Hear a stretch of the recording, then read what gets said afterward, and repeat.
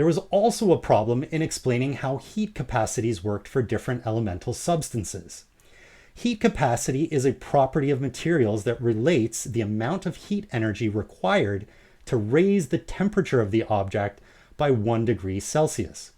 Higher heat capacity means you need more energy to raise the temperature versus a lower heat capacity where you'd need less energy.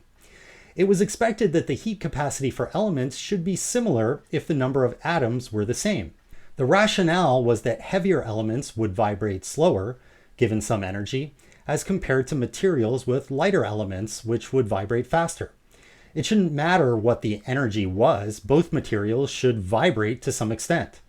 However, this does not happen, and heat capacities drop with lower temperatures. Once again, this phenomenon can be explained using the idea that energy is quantized according to E equals hf. This particular case is fascinating since the energy of atomic vibrations relates to matter, not light.